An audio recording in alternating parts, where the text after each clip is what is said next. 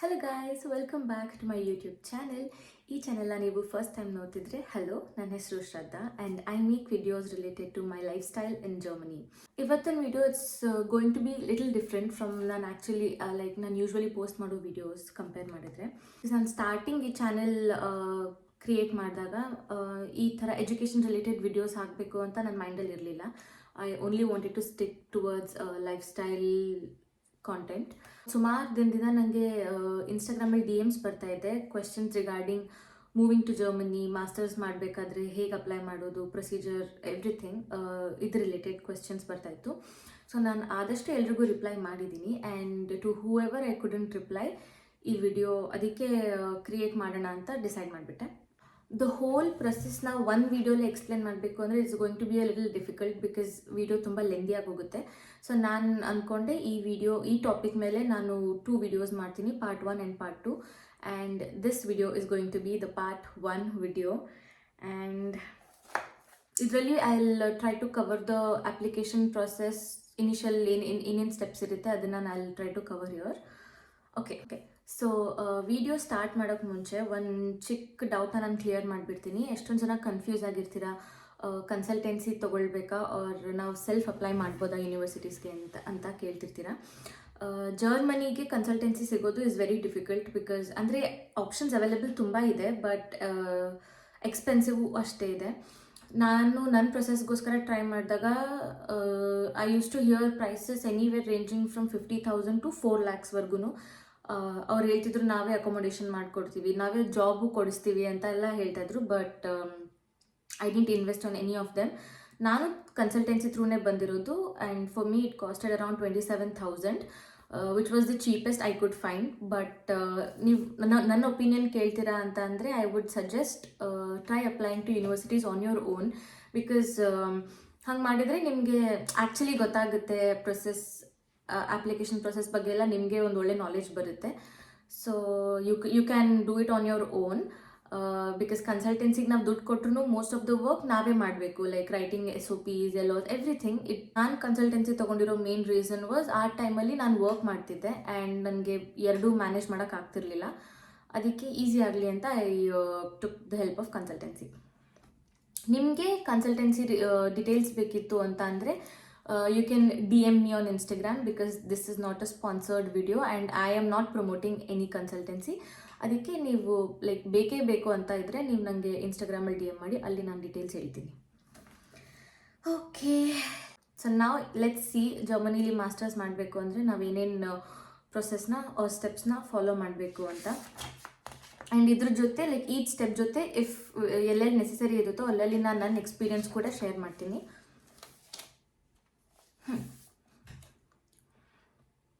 Let me start firstly I'll give my education background so that ನಿಮಗೂ ಒಂದು idea ಬರುತ್ತೆ. ನಾನು 2023 I completed my BTech in Civil Engineering from Reva University, Bengaluru. And ನನ್ನ overall CGPA was 8.66 and ಅದಾದಮೇಲೆ placement ಆಗಿತ್ತು. So 1 year ನಾನು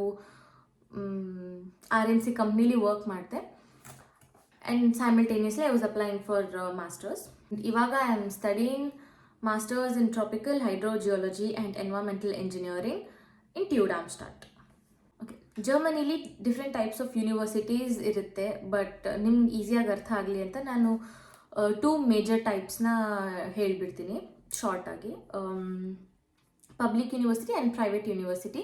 public ಯೂನಿವರ್ಸಿಟಿಲಿ tuition fees most of the time ಇರಲ್ಲ, ಸೊ 0 ಟ್ಯೂಷನ್ ಫೀ ಇರುತ್ತೆ, ಬಟ್ ಸೆಮಿಸ್ಟರ್ ಕಾಂಟ್ರಿಬ್ಯೂಷನ್ ಅಂತ ಇರುತ್ತೆ for every semester and it varies from university to university. And private university ಅಂತ ಇದ್ದರೆ ಅದರಲ್ಲಿ ಫೀಸ್ ಇರುತ್ತೆ. ಫಾರ್ ಎಕ್ಸಾಂಪಲ್ ನಾನು ಓದ್ತಿರೋ university is public university and it comes under TU9 ಅಂದರೆ ಜರ್ಮನಿಲಿ ಟಾಪ್ 9 ಟೆಕ್ನಿಕಲ್ ಯೂನಿವರ್ಸಿಟೀಸ್ ಅಂತ ಇರುತ್ತೆ. So which are public universities. My university comes under that. Okay, I'll actually start with the steps that you need to follow on master's ಸ್ಟಡೀಸ್ಗೆ ಜರ್ಮನಿಲಿ apply ಮಾಡಬೇಕಂದ್ರೆ. First step ಬಂದುಬಿಟ್ಟು research about the programme. ನೀವು ಯಾವ subject ಮೇಲೆ masters ಮಾಡಬೇಕಂತಿದ್ದೀರಾ and ಯಾವ ಯೂನಿವರ್ಸಿಟಿಲಿ ಯಾವ್ಯಾವ courses ಇದೆ, related to what you want to pursue ಅಂತ ಚೆಕ್ ಮಾಡ್ಕೊಳ್ಳೋದು important. In easy way short listing of universities. So that is the first step that you need to do. ಜರ್ಮನಿಲಿ DAAD ಅಂತ ಒಂದು website ಇದೆ. If possible ಅದ್ರ ಲಿಂಕ್ನ ನಾನು ಡಿಸ್ಕ್ರಿಪ್ಷನಲ್ಲಿ ಆ್ಯಡ್ ಮಾಡೋಕ್ಕೆ ಟ್ರೈ ಮಾಡ್ತೀನಿ. So that is the main website ನೀವು ಯೂನಿವರ್ಸಿಟೀಸ್ ಹುಡುಕಬೇಕು ಅಂದರೆ. ಅದರಲ್ಲಿ ನಿಮಗೆ ನೀವು ಒನ್ಸ್ ಆ ವೆಬ್ಸೈಟ್ನ ಓಪನ್ ಮಾಡಿದ್ರೆ ನಿಮ್ಗೆ ಅರ್ಥ ಆಗುತ್ತೆ. It is very easy to use. You just have to add filters, like keywords type ಮಾಡಬೇಕು. ಫಾರ್ ಎಕ್ಸಾಂಪಲ್, ನಾನು ಸಿವಿಲ್ ಇಂಜಿನಿಯರಿಂಗ್ ಓದಿದ್ದೀನಿ. ಸೊ ನಾನು ಮಾಸ್ಟರ್ಸ್ ಮಾಡಬೇಕು ಅಂದರೆ ನನ್ನ keywords where civil engineering / environmental engineering / water resource / construction structure, ಈ ಥರ words ನಾನು ಹಾಕಿಡ್ತಿದ್ದೆ ಫಿಲ್ಟರ್ ಮಾಡೋಕ್ಕೆ. ಆ್ಯಂಡ್ ಆ ಥರ courses are related to those keywords ಏನೇನು ಕೋರ್ಸಸ್ ಇರುತ್ತೆ ಅದೆಲ್ಲ ಡಿಸ್ಪ್ಲೇ ಆಗುತ್ತೆ. ಸೊ ವಿತ್ ಯೂನಿವರ್ಸಿಟಿ, ಯಾವ ಯೂನಿವರ್ಸಿಟಿಲಿ ಏನೇನು ಕೋರ್ಸ್ ಇದೆ ಅಂತ ಪ್ರಾಪರಾಗಿ ಡಿಸ್ಪ್ಲೇ ಆಗುತ್ತೆ. ಆ್ಯಂಡ್ ಅದರಲ್ಲಿ ಇಷ್ಟೇ ಅಲ್ಲ, you can also find eligibility criteria and requirements and application process ಹೇಗಿರುತ್ತೆ, ಆಲ್ಸೋ ಡೆಡ್ಲೈನ್ಸ್. ಸೊ ಇವೆಲ್ಲ ತುಂಬ important. First thing is you have to short list university name, course name, requirements, deadlines, like last day to apply for the university ಅಂತ ಇದೊಂದು list ಮಾಡ್ಕೊಂಡು ಸೈಡಿಗೆ ಇಟ್ಬಿಡಿ. Okay, next thing is language. Actually ನಾನೊಂದು ಲಿಸ್ಟೇ ಮಾಡ್ಕೊಂಡಿದ್ದೀನಿ ಯಾವ ಪಾಯಿಂಟ್ಸು ಮಿಸ್ ಆಗಬಾರ್ದು ಅಂತ. So second step is language requirements. So ಇವಾಗ ನೀವು ಮಾಸ್ಟರ್ಸ್ ಮಾಡ್ತಿದ್ದೀರಾ ಅಂತಂದರೆ ನೀವು any country you can choose. ನೀವು ಯಾವುದೇ ಕಂಟ್ರಿ ಚೂಸ್ ಮಾಡಿದ್ರೂ ಇಂಗ್ಲೀಷ್ ಟೆಸ್ಟ್ ಒಂದು ಕಂಪಲ್ಸರಿ ಇರುತ್ತೆ for most of the like for most of the countries or universities whatever. IELTS or TOEFL ಈ ಥರ ಎಕ್ಸಾಮ್ಸ್ ಇರುತ್ತೆ. ಆ ಎಕ್ಸಾಮಲ್ಲಿ ಮಿನಿಮಮ್ 6.5 ಬ್ಯಾಂಡ್ ಬರಲೇಬೇಕು overall. And this is like ಹೆಂಗೆ ಹೇಳ್ತಾರೆ, ತುಂಬ ಬೇಸಿಕ್ ಕ್ರೈಟೀರಿಯಾ. ಇಷ್ಟು ಮಾರ್ಕ್ಸ್ ಮಿನಿಮಮ್ ನಾವು ಸ್ಕೋರ್ ಮಾಡಿರಲೇಬೇಕು ಅಂತ ರೂಲ್ ಇದೆ. ಆ್ಯಂಡ್ ಮೋಸ್ಟ್ ಆಫ್ ದ ಯೂನಿವರ್ಸಿಟೀಸ್ದು ಎಲಿಜಿಬಿಲಿಟಿ ಕ್ರೈಟೀರಿಯಾ ಬಂದುಬಿಟ್ಟು 6.5 ಬ್ಯಾಂಡ್ಸೇ ಇದೆ. ನೀವು ಯೂನಿವರ್ಸಿಟಿ ಲೈಕ್ ಕೋರ್ಸ್ನ ಚೂಸ್ ಮಾಡಬೇಕಾದ್ರೆ ಅದೊಂದು ಚೆಕ್ ಮಾಡ್ಕೊಳ್ಳಿ. If the course is English taught or German taught ಅಂತ. ಇಂಗ್ಲೀಷ್ ಟಾಟ್ ಅಂದರೆ ಮೀಡಿಯಮ್ ಆಫ್ ಇನ್ಸ್ಟ್ರಕ್ಷನ್ ಇಂಗ್ಲೀಷ್ ಇರುತ್ತೆ. ಜರ್ಮನ್ ಟಾಟ್ ಅಂದರೆ ಮೀಡಿಯಮ್ ಆಫ್ ಇನ್ಸ್ಟ್ರಕ್ಷನ್ ಜರ್ಮನ್ ಇರುತ್ತೆ. ಸೊ ಇಫ್ ನೀವು ಜರ್ಮನ್ ಟಾಟ್ ಪ್ರೋಗ್ರಾಮಲ್ಲಿ ಸೆಲೆಕ್ಟ್ ಆಗಿದ್ದೀರಾ ಅಂತ ಅಂದರೆ ನಿಮಗೆ ಒಂದು ಲೆವೆಲ್ ಆಫ್ ಜರ್ಮನ್ ಬರಬೇಕು. And that is a different thing. ಅದು ನಾನು ಎಕ್ಸ್ಪ್ಲೇನ್ ಮಾಡಲ್ಲ. ಈವನ್ ನೀವು ಜರ್ಮನ್ ಟಾಟ್ ಪ್ರೋಗ್ರಾಮಲ್ಲಿ ಇಲ್ಲ ಅಂತ ಅಂದ್ರೂ I would suggest it's better if A2 ಲೆವೆಲ್ವರೆಗೂ ನಾವು ಇಂಡಿಯಾಲೇ ಕಂಪ್ಲೀಟ್ ಮಾಡ್ಕೊಂಡು ಬರೋಂಗಿದ್ರೆ ಇಟ್ ಇಸ್ ಬೆಟರ್ ಅಷ್ಟೇ. It's not compulsory but it's helpful. Next step is preparing documents. ನಮ್ಗೆ ಏನೇನು ಡಾಕ್ಯುಮೆಂಟ್ಸ್ ಬೇಕು ಅಂತ ಅಂದರೆ ನಮ್ಮ 10th standard marks cards, 12th standard marks card, ನಮ್ಮ ಬ್ಯಾಚುಲರ್ಸ್ ಡಿಗ್ರಿದು ಎಲ್ಲ ಸೆಮಿಸ್ಟರ್ದು marks cards and degree certificate and transcript ಅಂತಂದರೆ ನಮ್ಮ ಯೂನಿವರ್ಸಿಟಿಲಿ ನಾವು ಅಪ್ಲೈ ಮಾಡಬೇಕು. ಅದಕ್ಕೆ maybe will have to pay some amount.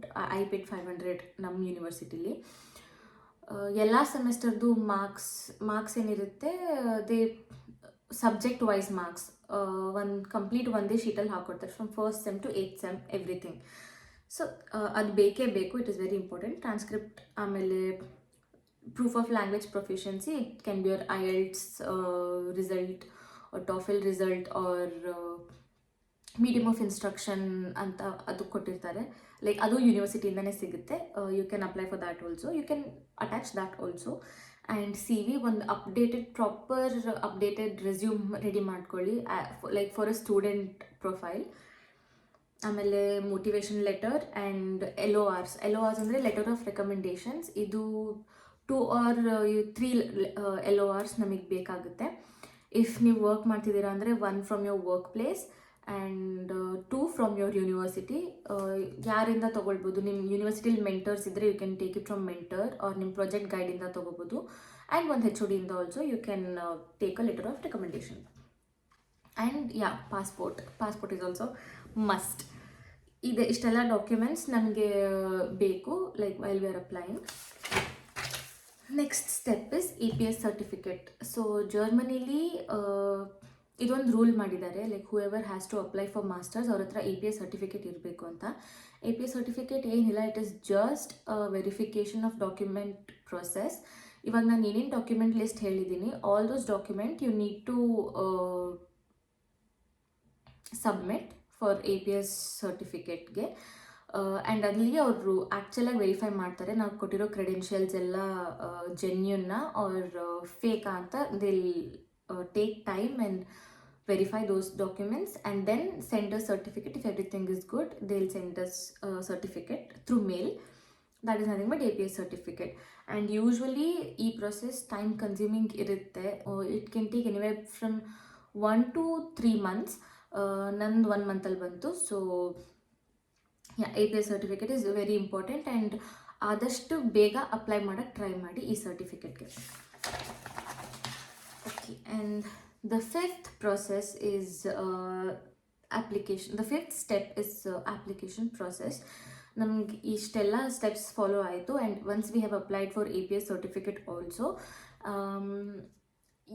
Actually APS ನೀವು ಕಾಲೇಜಿಗೆ ಯೂನಿವರ್ಸಿಟಿಗೆ ಅಪ್ಲೈ ಮಾಡಬೇಕು ಅಂದರೆ APS ಸರ್ಟಿಫಿಕೇಟ್ ಬೇಕೇ ಬೇಕು ಅಂತ ಇರಲ್ಲ. ಬಟ್ APS ಸರ್ಟಿಫಿಕೇಟ್ಗೆ ಅಪ್ಲೈ ಮಾಡಿದ್ದೀರಾ ಅಂತ ಒಂದು ಎಕ್ನಾಲೇಜ್ಮೆಂಟ್ ಇರುತ್ತೆ. Even that is enough for a few universities. Not all universities accept it. ನಾನು ಇನ್ನೊಂದು ಸರ್ತಿ ಹೇಳ್ತಾ ಇದ್ದೀನಿ, ಎಲ್ಲ ಯೂನಿವರ್ಸಿಟಿನೂ ಬರೀ APS ಅಕ್ನಾಲೇಜ್ಮೆಂಟ್ನ ಅಕ್ಸೆಪ್ಟ್ ಮಾಡಲ್ಲ, but few universities do accept. So ಅದನ್ನು you have to check it in the requirement or eligibility box. Okay, ಇವಾಗ ಎಲ್ಲ ಸ್ಟೆಪ್ಸ್ ಫಾಲೋ ಆದಮೇಲೆ ಅಪ್ಲೈ ಮಾಡೋಕ್ಕೆ there are 2 ways in Germany. One is through direct application, like ಯೂನಿವರ್ಸಿಟಿದು ಪೋರ್ಟಲ್ಗೆ ಹೋಗ್ಬಿಟ್ಟು ಅಲ್ಲೇ application openings ಎಲ್ಲ ಮೆನ್ಷನ್ ಮಾಡಿರ್ತಾರೆ, ಡೈರೆಕ್ಟ್ ಲಿಂಕ್ ಇರುತ್ತೆ, ಡೈರೆಕ್ಟ್ ಅಪ್ಲೈ ಮಾಡ್ಬೋದು. And but most of the universities ಇನ್ನೊಂದು ಮೀಡಿಯಮ್ನ ಯೂಸ್ ಮಾಡುತ್ತೆ which is uni assist. This is also a portal. ಈ ಪೋರ್ಟಲಿಂದ they accept for applications. So ಇದರಲ್ಲಿ ಯು ಹ್ಯಾವ್ ಟು ಯೂನಿ ಅಸಿಸ್ಟಲ್ಲಿ you have to create your login ID and password and all of that, and then upload your documents, and eventually then you can apply universities ge.